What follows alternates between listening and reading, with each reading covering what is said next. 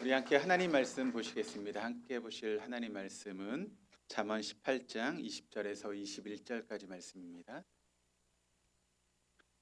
잠언 18장 20절에서 21절까지 말씀, 우리 한 목소리로 같이 20절 21절 말씀 읽겠습니다. 사람은 입에서 나오는 열매로 말미암아 배부르게 되나니 곧 그의 입술에서 나는 것으로 말미암아 만족하게 되느니라. 죽고 사는 것이 혀의 힘에 달렸나니 혀를 쓰기 좋아하는 자는 혀의 열매를 먹으리라. 아멘. 할렐루야. 네, 우리 하나님 날마다 새 일을 행하십니다. 믿으십니까? 날마다 새 일을 행하신 하나님은 특별한 경우를 제하고는 사람을 통해서 일하십니다. 어떤 사람이죠? 네, 영과 진리로 예배하는 사람.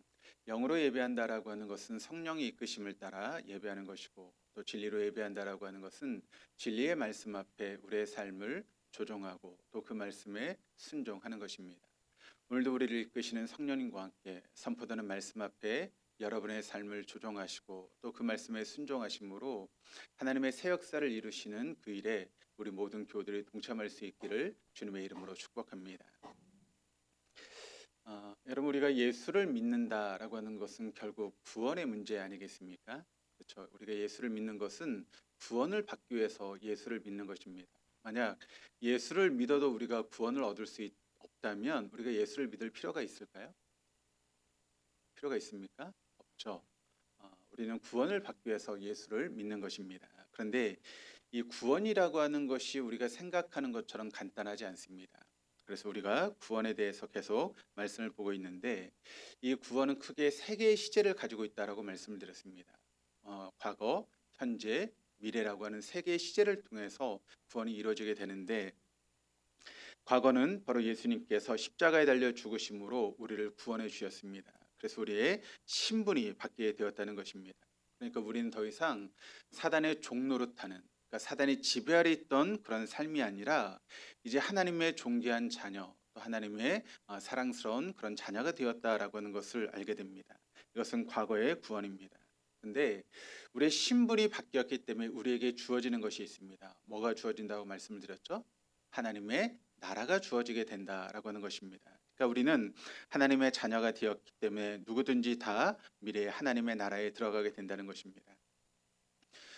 저에게도 자녀가 있습니다. 아들과 딸이 있는데 저희 자녀들이 그래도 부모의 말을 좀 잘 듣습니다. 근데 여러분 한번 생각해 보시길 바랍니다. 말을 잘 들으면 제 자녀이고 말을 잘 듣지 않으면 그럼 제 자녀가 아닙니까? 어떻죠? 말을 잘 들어도 제 자녀이고 말을 듣지 않아도 제 자녀입니다. 그것은 변하지 않습니다. 여러분, 우리가 신앙생활을 나름대로 잘하면 하나님의 자녀이고 신앙생활을 잘 못하면 우리가 하나님의 자녀가 되지 않는 것입니까? 그것이 아니라는 것이죠. 우리가 하나님의 자녀라고 하는 것은 어떤 일이 있어도 변하지 않습니다. 그리고 하나님의 자녀가 되면 우리의 미래는 무엇입니까? 바로 하나님의 나라, 천국에 들어가게 된다라고 하는 것을 우리는 결코 잊지 말아야 됩니다. 이것은 변하지 않는 것이죠. 그런데 중요한 것은 이 땅에서 우리가 살아가는 이 땅의 삶이 중요하다라고 하는 것을 말씀을 드렸습니다. 빌립보서 2장 12절 말씀이 이렇게 증가하는데 같이 한번 읽어보시겠습니다. 그러므로 사랑하는 여러분, 여러분이 언제나 순종한 것처럼 내가 함께 있을 때뿐만 아니라 지금과 같이 내가 없을 때에도 더욱더 순종하여서 두렵고 떨리는 마음으로 자기의 구원을 이루어 나가십시오. 구원이라고 하는 것은 분명히 주님의 구원인데, 오늘 성경 말씀은 이 땅의 삶은 내가 이루어가는 것이다, 자기의 구원을 이루어가는 것이다 라고 그렇게 이야기를 하고 있습니다. 그렇다면 자기의 구원을 이뤄가야 되는데 내가 다 하는 것입니까? 그렇지 않죠. 우리의 힘과 능력으로는 여러분 그것을 할 수 없습니다. 그래서 성령께서 우리에게 오셨고 성령께서 우리를 이끌어 가시는 것입니다. 그렇기 때문에 내가 그 성령의 이끄심에 순종하면 저절로 모든 것이 이루어지게 되는 것이다 라고 하는 것을 계속 말씀을 통해 나눴죠. 그러면서 제가 비유로 설명드린 것이, 제가 어떤 길을 찾아가기 위해서 가장 중요한 게 뭐라고 말씀을 드렸죠? 내비게이션을 켜는 것이다 라고 말씀을 드렸습니다. 그러면 옛날에 이제 손으로 일일이 이제 주소를 쳐야 됐는데 요즘 어떻습니까? 그냥 말로만 해도 여러분 내비게이션이 길을 찾아줍니다. 그럼 그때부터 우린 뭘 하면 됩니까? 내비게이션이 시키는 대로 핸들을 잡고 오른쪽으로 가라면 오른쪽으로 돌리고 왼쪽으로 가라면 왼쪽으로 돌리면 우리가 목적지에 도착할 수 있는 것이죠. 그것처럼 여러분 쉬운 일이 없습니다. 근데 그것은 우리 인생도 마찬가지입니다. 성령께서 우리를 이끌어 가십니다. 그래서 내가 그 성령이 인도하시는 대로 순종하며 살아가면 그럼 어떻게 됩니까? 우리의 목적지인 천국 하늘나라에 우리가 편하게 갈 수 있게 되는 것이죠. 그러면 우리 인생은 편안해집니다. 우리 인생은 행복해집니다. 우리 인생은 감사가 넘치는 하나님 맞춘 인생을 살아갈 수 있게 된다는 것입니다. 그런데 문제는 성령께서 우리를 인도하시는데 자꾸 거기에 내 생각이 들어갑니다. 내 의지가 들어갑니다. 내 고집이 들어갑니다. 이게 문제가 되는 것이죠. 회개라고 하는 것이 여러분 뭐라고 말씀을 드렸죠? 회개라고 하는 것은 뭐 도둑질하는 것을 회개하는 것이 아니라 그것은 죄의 열매라고 말씀을 드렸습니다. 죄의 뿌리가 뭡니까? 죄의 뿌리가 뭐죠? 예, 자기 속에는 옳은 대로 행동하는 모든 것들이 죄의 뿌리라고 말씀을 드렸습니다. 그러니까 내가 주인 되어 살아가려고 하는 그런 모든 것들이 바로 죄의 뿌리라는 것이죠. 그걸 회개하는 것입니다. 그걸 내려놓는 것입니다. 그래서 성령께서 이끄시는 대로 하기만 하면 되는데 여러분 그것이 우리가 복받는 인생이다라고 말씀을 드렸죠. 그런데 자꾸 우리가 선입견을 가지고 우리의 고정관념을 가지고 살아가려고 하다 보니까 우리의 신앙이 어려워지는 것입니다. 그런데 만약 여러분이 내가 성령의 이끄심을 따라 순종하겠다 딱 마음만 먹고 그대로 시작하면 우리 인생은 그때부터 진짜 복받는 인생이 되어진다라고 하는 것을 믿으시기를 바랍니다. 믿으시기를 바랍니다. 네, 그런 인생을 살아갈 수 있기를 주님의 이름으로 축복합니다. 다시 한번 과거 예수님이 나의 죄를 용서하기 위해서 십자가에 죽으심으로 우리의 신분이 바뀌게 되었습니다. 미래는 나를 영원한 하나님 나라로 이끄시는 사건은 내가 할 수 있는 것이 아무것도 없습니다. 그저 하나님께서 모든 것을 준비하셨기 때문에 우리가 그것을 그냥 받아들이고 선물로 받으면 되는 것입니다. 그렇기 때문에 과거의 구원과 미래의 구원은 모든 믿는 사람들이 다 똑같습니다. 그런데 그 중간 현재 우리의 구원을 이뤄가는 것은 여러분 다 똑같을까요? 틀릴까요? 다 틀립니다. 왜 틀릴까요? 우리가 무엇을 추구하고 무엇을 붙잡냐에 따라서 우리의 현재의 삶이 달라지게 된다는 것이죠. 그래서 우리가 구원을 받는 사람들은 자기의 구원을 이뤄가야 되는데 로마서 12장 1절 2절 말씀을 보니까 이런 말씀이 있습니다. 같이 한번 읽어보시겠습니다. 그러므로 형제들아 내가 하나님의 모든 자비하심으로 너희를 권하노니 너희 몸을 하나님이 기뻐하시는 거룩한 산 제물로 드리라. 이는 너희가 드릴 영적 예배니라. 너희는 이 세대를 본받지 말고 오직 마음을 새롭게 함으로 변화를 받아 하나님의 선하시고 기뻐하시고 온전하신 뜻이 무엇인지 분별하도록 하라. 자, 이 로마서 12장의 말씀을 통해서 주님은 우리에게 뭐라고 말씀하고 있는가 하면 너희는 이 세대를 본받지 말아야 된다라고 하는 것을 우리에게 이야기를 하고 있습니다. 왜 우리가 이 세대를 본받지 말고 이 시대의 풍조를 따라가지 말아야 될까요? 그것은 어떤 삶이기 때문에 그렇습니까? 사단의 종노릇하는 삶이기 때문에 그렇습니다. 그러니까 우리가 이 세상의 풍조를 따라가는 것, 이 시대를 본받는 그런 삶을 살아가는 것은 그저 사단이 이끄는 대로 그렇게 살아가는 그런 삶이 되어질 수밖에 없다는 것입니다. 그래서 다른 사람이 믿지 않는 사람이 땅을 사면 나도 땅을 사야 되고 믿지 않는 사람이 아파트를 사면 나도 아파트를 사야 되고 믿지 않는 사람들이 캠핑을 가면 나도 가야 되고 믿지 않는 사람이 명품을 사면 나도 명품을 사야 되고 그것은 여러분 사단이 이끄는 대로 살아가는 그런 삶이라는 것입니다. 성경은 우리에게 그것을 하지 말라는 것입니다. 그것은 사단이 이끌어가는 삶이다. 사단의 종노릇하는 그런 삶이니까 그런 삶을 추구하는 삶을 살아서는 안 된다라고 우리에게 말씀하고 있습니다. 이 시대의 풍조를 본받지 말아라. 제발 육신의 정욕, 안목의 정욕, 이생의 자랑에 빠져 살아가는 그런 삶을 살아가지 말아야 한다라고 하는 것을 우리에게 증거하고 있다는 것이죠. 여러분 우리가 이 세상을 살아간다라고 하는 것은 무엇이겠습니까? 구원받은 우리는 먼저 예수를 믿는 그 믿음을 통해서 우리의 신분의 변화가 이루어지게 됩니다. 요한복음 1장 12절 말씀 영접하는 자, 곧 그 이름을 믿는 자들에게는 하나님의 자녀가 되는 권세를 주셨다. 그러니까 우리가 예수를 믿는 그 순간부터 우리의 신분의 변화가 일어납니다. 어떻게 변화가 되죠? 그전에는 사단의 종노릇하던 종의 모습이었는데 이제는 거룩한 하나님의 자녀가 되는 그런 권세가 우리에게 주어지게 되었다는 것입니다. 하나님의 자녀가 되는 권리, 권세를 하나님께서 우리에게 주셨다라고 하는 것이죠. 그래서 우리는 신분이 바뀌었습니다. 우리가 사단의 종노릇하던 그런 인생에서 예수님이 십자가에서 피를 흘려주심으로 우리를 성령해 주셔서 우리가 그때부터 하나님의 자녀가 되었다는 것입니다. 그런데 신분이 변화됐음에도 불구하고 그것을 잘 알지 못합니다. 여전히 사단의 지배를 받으며 살아가는 사람들이 있을 수 있다라고 하는 것이죠. 신분이 바뀌면 거기에 걸맞는 삶을 살아가야 되고 또 신분이 바뀌면 그에 합당한 능력의 삶을 살아가야 되는데 그렇지 못한 사람들이 많이 있다는 것입니다.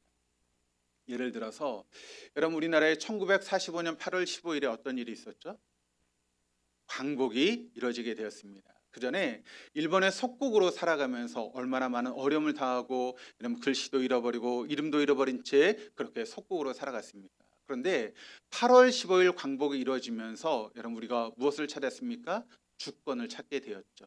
권세가 바뀌게 되었다는 것입니다.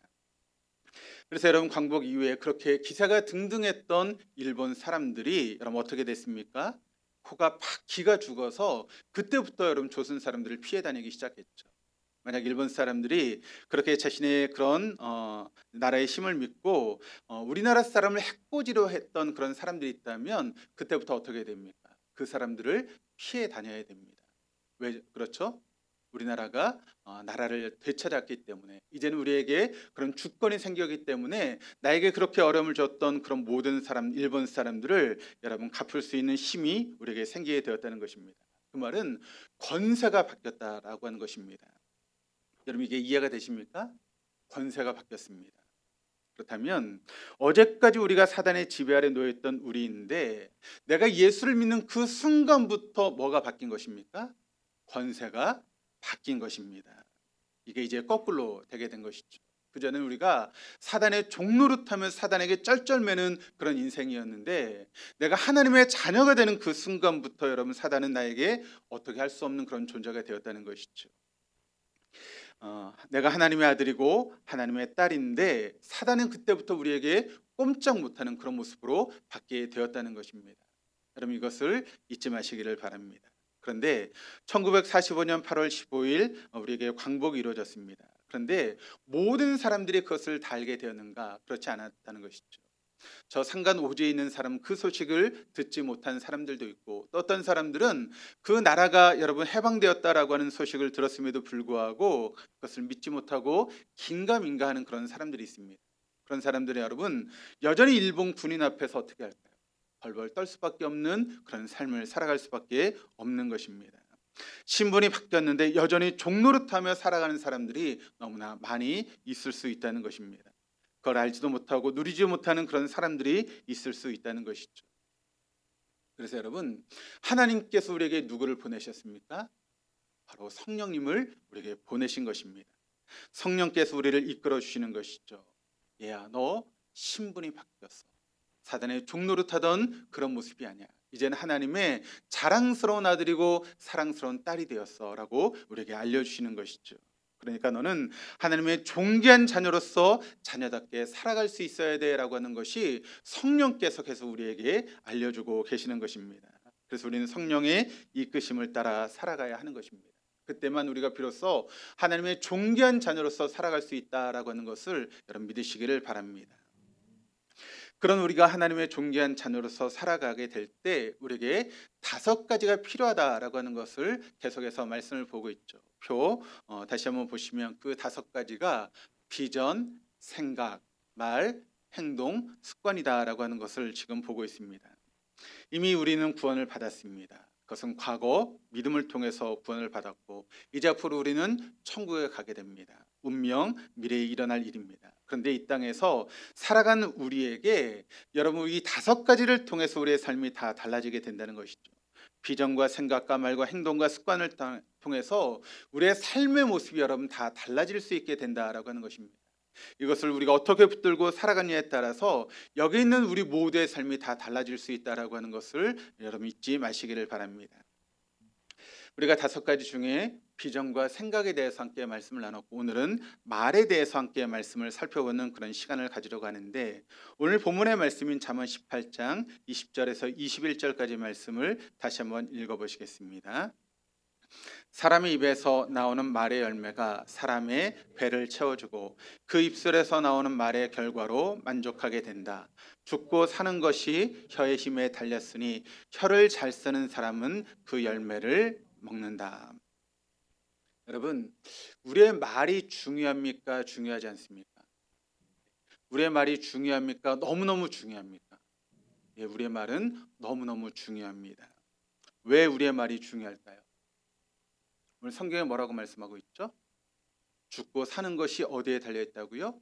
혀의 힘에 달려있기 때문에 그렇다라고 하는 것을 이야기를 하고 있습니다. 그러니까 여러분, 내가 어떤 말을 하느냐에 따라서 여러분 내가 죽고 사는 것이 거기에 달려있다라고 하는 것입니다. 우리나라 옛날 속담에 이런 말이 있죠. 말 한마디로 천냥빚을 갚는다라고 하는 그런 속담이 있습니다. 어떻게 말을 하냐에 따라서 그 말의 결과가 달라진다라고 하는 것이죠. 그런데 여러분, 성경은 그 정도가 아닙니다. 성경은 우리에게 뭐라고 말씀하고 있는가 하면 우리의 말에 따라서 우리가 죽을 수도 있고 살 수도 있다라고 하는 것을 성경은 우리에게 이야기를 하고 있습니다. 그러니까 이런 말이 얼마나 중요한지를 우리가 알 수 있게 되는 것이죠. 이것을 좀 더 풀어주면 이게 무슨 뜻인가? 민수기 14장 28절 말씀을 한번 같이 읽어보시겠습니다. 그들에게 이르기를 여호와의 말씀에 내 삶을 두고 맹세하노라. 너희 말이 내 귀에 들린 대로 내가 너희에게 행하리니. 여러분, 왜 우리가 말에 따라서 죽고 살게 될까요? 그 이유가 무엇 때문입니까? 오늘 민수기 말씀을 보니까 뭐라고 말씀하고 있습니까? 하나님이 우리의 말을 듣고 계시기 때문이다라고 하는 것입니다. 그런데 그 말을 듣고 계실 뿐만 아니라 또 어떻게 하십니까? 그 말이 들린 대로 우리에게 행하신다라고 말씀하고 있기 때문에 그렇습니다. 그러니까 여러분이 어떤 말을 하든지 그 말을 누가 듣고 계십니까? 하나님 듣고 계시는데 여러분이 말한 그대로 하나님께서 이루신다라고 하는 것입니다. 그러니까 여러분, 어떤 사람이 이야기를 합니다. 죽겠다 그러면 여러분 어떻게 됩니까? 죽습니다. 살겠다 하면 어떻게 됩니까? 살아날 수 있다는 것입니다. 어떤 사람이 힘들다 그러면 어떻게 될까요? 계속 힘든 삶을 살아갈 수밖에 없습니다. 그런데 좋다 계속 말하면 어떻게 될까요? 그 삶은 좋아질 수 있다는 것입니다. 왜요? 왜 그런 일이 이루어집니까? 하나님 우리의 말을 듣고 계시고 우리가 한 그대로 하나님께서 이루시는 것이기 때문에 그런 것이죠. 그러니까 여러분, 말이 얼마나 중요합니까? 말이 너무너무 중요합니다. 우리가 어떤 말을 하냐에 따라서 우리 운명이 바뀌게 됩니다. 우리가 어떤 말을 하냐에 따라서 우리의 삶의 모습이 달라질 수밖에 없기 때문에 그렇습니다. 그러므로 우리 말을 조심해야 되고 말을 잘할 수 있어야 하는 것입니다. 그렇다면 말을 잘해야 되는데 말을 잘한다라고 하는 게 뭘까요? 어떻게 하면 말을 잘할 수 있을까요? 다른 게 아닙니다. 말을 잘한다라고 하는 것은 하나님의 자녀다운 말을 하는 것이 말을 잘하는 것입니다. 다시 말해서 천국의 언어를 쓰는 것이죠. 그렇다면 천국의 언어는 뭘까요?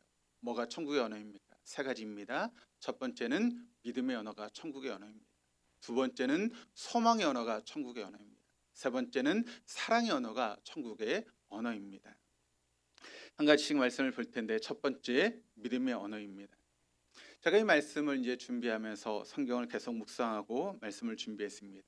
계속 묵상하면서 찾은 것이 성경에 말하고 있는 믿음의 언어가 무엇인가에 대해서 계속 기도하고 또 말씀을 묵상하면서 계속 묵상하고 찾고 찾았는데, 결론을 내린 말씀이 어떤 말씀인가 하면 하박국 3장 17절에서 19절의 말씀이 믿음의 언어구나라고 하는 것을 제가 깨닫게 되었습니다. 어떤 말씀입니까? 비록 무화과 나무가 무성하지 못하며 포도나무에 열매가 없으며 감람나무에 소출이 없으며, 이 말씀이야말로 지금 가장 확실한 믿음의 언어다라고 하는 것을 제가 깨닫게 되었습니다. 근데 여러분 좀 생뚱맞지 않습니까? 아니 이게 여러분 정말 믿음의 언어입니까? 어떻게 생각하십니까? 이건 감사의 언어지 이게 어떻게 믿음의 언어입니까? 라고 여러분 혹시 생각하실 수도 있을 것입니다.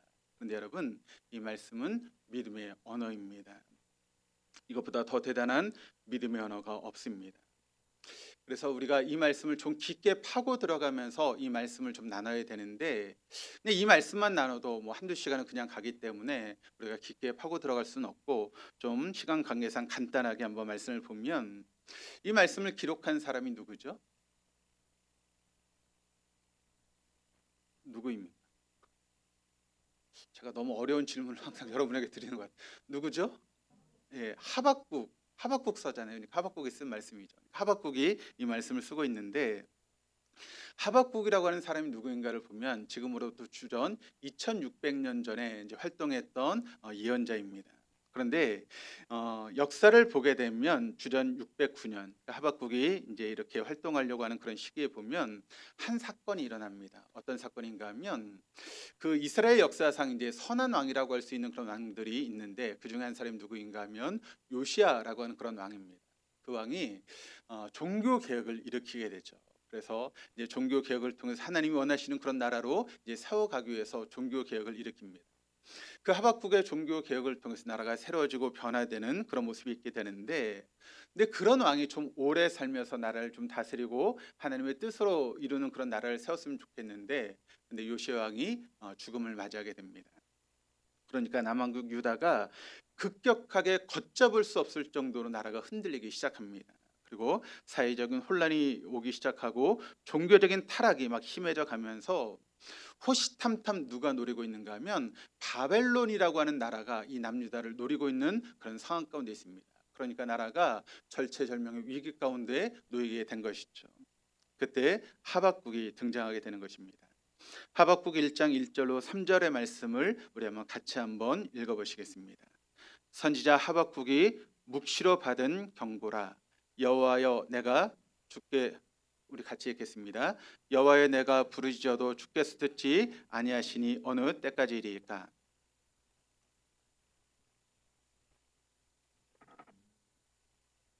어찌하여 내게 죄악을 보게 하시며 패역을 눈으로 보게 하시나이까. 겁탈과 강포가 내 앞에 있고 변론과 분쟁이 일어났나이다. 자, 이 말씀을 보면 하박국이 지금 남유다를 바라볼 때 이 모든 일들이 지금 이해할 수가 없는 그런 상황들이 펼쳐지고 있다는 것입니다. 하나님께서 우리를 선택하셔서 우리를 선민이라고 그렇게 말씀하고 있는데, 과연 하나님께서 우리를 선택하신 것이 맞을까? 정말 하나님께서 우리를 사랑하시는 것이 맞나? 정말 하나님께서 살아계시다면 우리가 이렇게 어려움을 당하고 고난을 당하는데 왜 하나님은 침묵만 하고 계시는가? 여러 가지 이해할 수 없는 그런 상황들이 이뤄지고 있는 것입니다. 그러면서 하박국이 의문이 드는 것입니다. 하나님 살아계시는 것이 맞습니까? 하나님 우리를 보호하시는 것이 맞습니까? 하나님 우리와 함께하고 있는 것이 맞습니까? 그런 의문이 계속 드는 것입니다. 이런 질문에 대해 하나님이 하박국에게 말씀하시는 것이 5절에서 10절까지 말씀을 통해 말씀하시는데, 그 내용을 보면 어떤 말씀인가 하면 한마디로 내가 바벨론이라고 하는 나라를 들어서 너희 조국 유다를 징벌하겠다라고 하는 그런 말씀을 하고 있습니다. 아니 하나님 정신이 있으십니까? 어떻게 그렇게 불의한 그런 나라를 들어서 하나님을 사랑하시는 유다를 고난을 주고 이 유다 가운데 어려움을 주시겠습니까? 라고 하는 그런 생각을 하게 되는 것이죠. 아니 그 악한 나라 바벨론을 통해서 이 선민인 이스라엘 백성들을 징벌하시겠다고요? 도저히 이해가 되지 않는 것이죠. 그런 의아해하는 하박국에 하나님이 계속 말씀하시는데, 하박국 2장 2절로 4절까지 말씀을 통해서 이렇게 증거합니다. 우리 한번 같이 한번 읽어보시겠습니다. 여호와께서 내게 대답하여 이르시되 너는 이 묵시를 기록하여 판에 명백히 새기되 달려가면서도 읽을 수 있게 하라. 이 묵시는 정한 때가 있나니 그 종말이 속히 이르겠고 결코 거짓되지 아니하리라. 비록 더딜지라도 기다리라. 지체지 않고 반드시 응하리라. 보라 그의 마음은 교만하며 그 속에서 정직하지 못하나 의인은 그의 믿음으로 말미암아 살리라. 하박국이 악한 시대 가운데 살아가면서 의인이 고난을 당하고 그 의인이 죽을까 봐 걱정했습니다.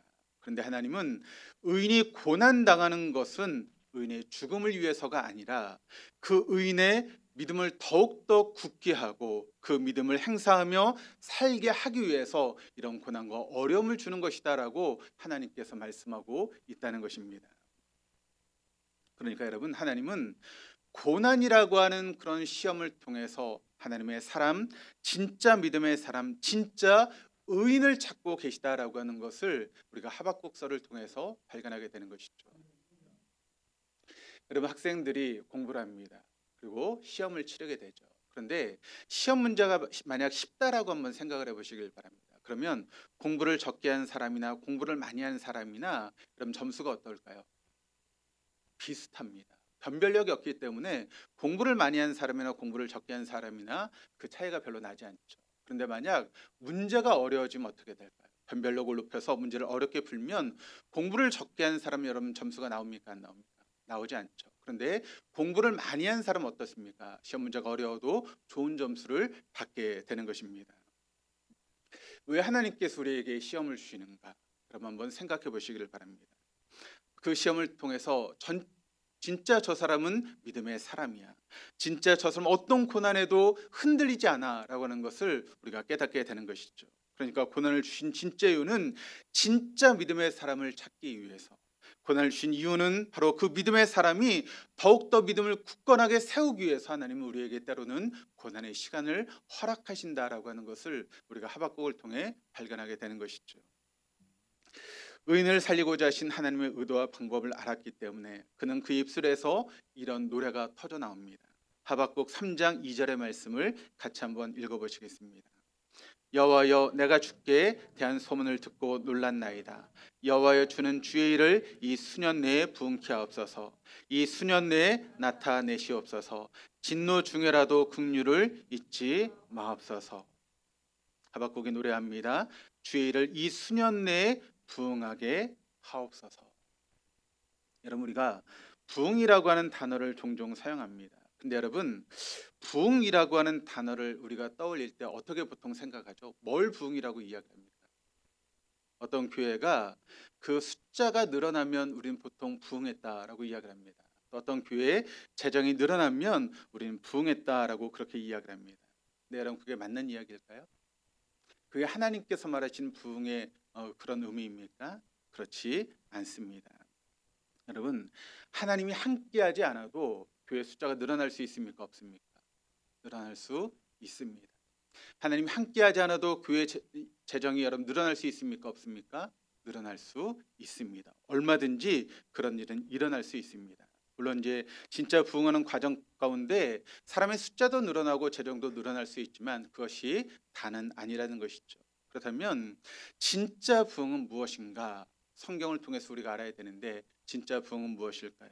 바로 내 안에서 하나님이 살아 역사하시는 것이 바로 진짜 부흥입니다.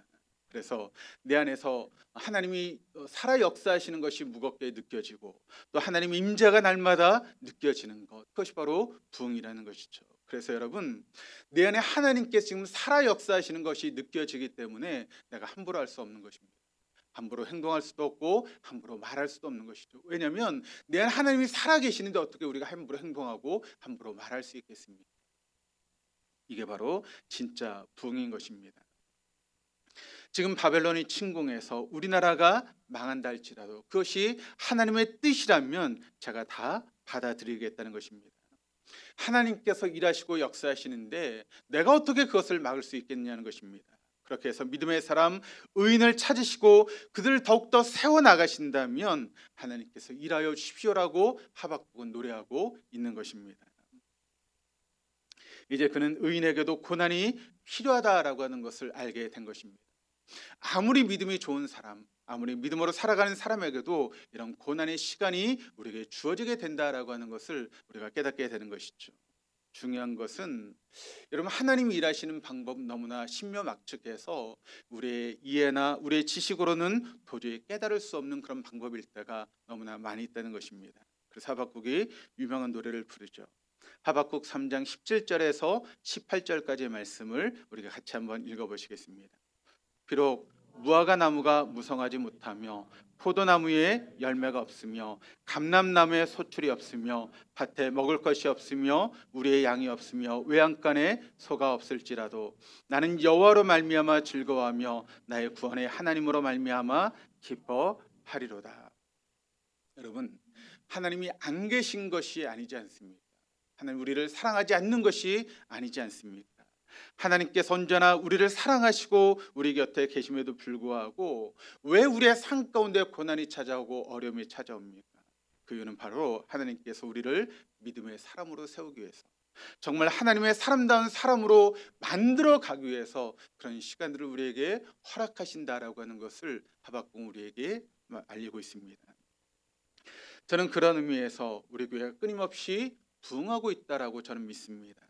우리 교회는 지금 끊임없이 부흥하고 있습니다. 제가 그걸 느끼고 있습니다. 한 사람 한 사람의 심령 속에 점점 더 하나님께서 깊이 자리 잡고 계시는 것을 제가 느끼고 있습니다.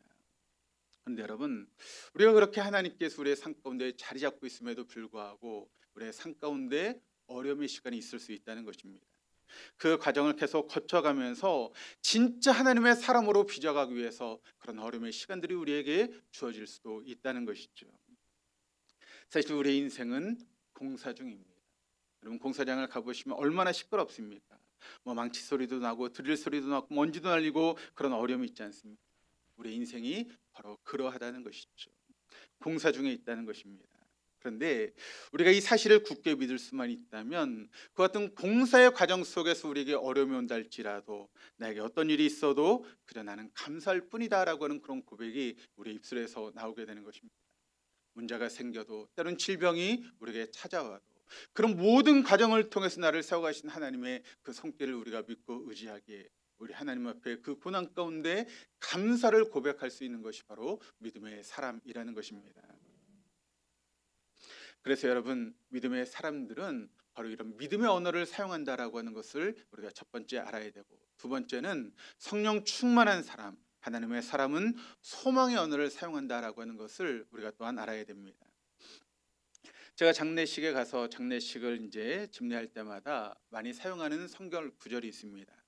데살로니가전서 4장 13절로 18절의 말씀을 이제 자주 사용해서 이야기를 하는데, 이 말씀의 내용을 우리가 간단하게 설명하면 이런 이야기입니다. 누구도 이해 없이 반드시 죽는다라고 하는 것입니다. 그런데 그 죽음이라고 하는 것이 무엇인가 하면 어느 날 갑자기 나에게 날아드는 비수처럼 찾아오는 것이 바로 죽음이다라고 하는 것이죠. 우리가 한자가 여러분 상형 문자지 않습니까? 그래서 그 한자의 모양을 보면 그 안에 뜻이 이제 담겨져 있는데, 죽을 사자라고 하는 글자를 한번 보시면 한번 보여주시겠어요? 죽을 사자? 예.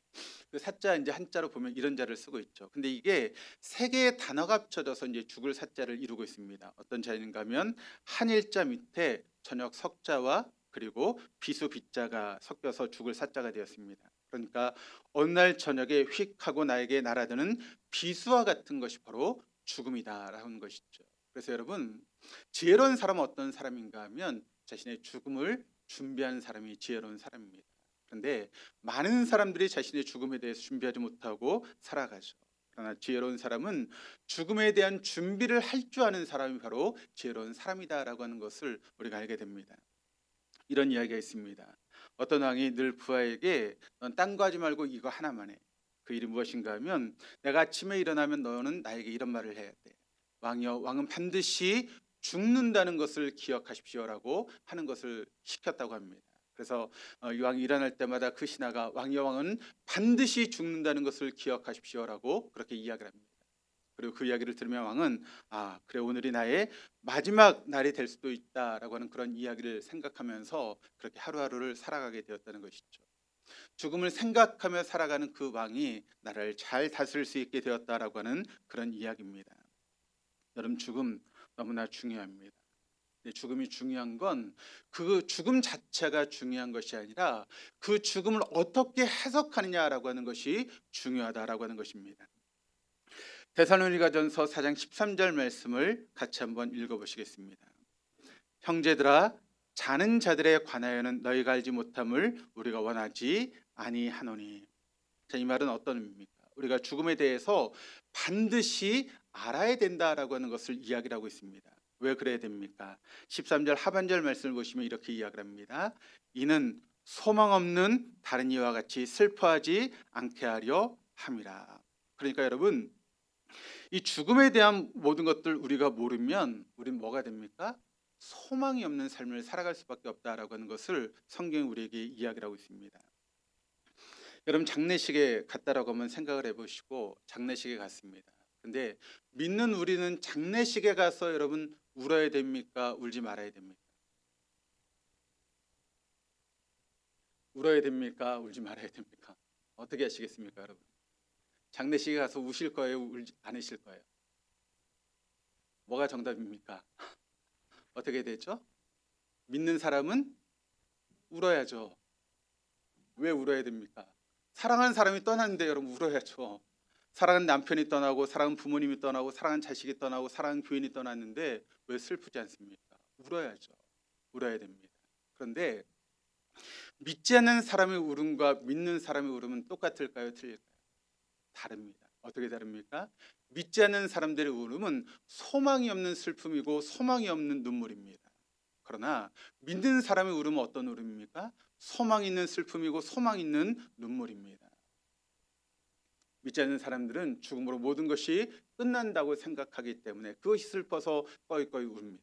그러나 믿는 사람들은 슬픔 중에 있지만 다시 만날 소망이 우리에게 있기 때문에 그 소망 중에라도 위로를 받을 수 있게 됩니다. 물론 다시 이제 얼마 동안 보지 못하는 그런 안타까움이 있어서 우리가 눈물을 흘릴 수 있는 것이죠. 그러나 소망은 놓치지 않는 것입니다. 왜요? 우리가 반드시 다시 만날 수 있는 그런 시간이 우리에게 있기 때문에 소망 중에 우리는 슬퍼할 수 있게 되는 것이죠. 그것이 16절, 17절까지 말씀을 통해서 나타나고 있는데 우리 같이 한번 16절, 17절 말씀을 읽겠습니다. 주께서 호령과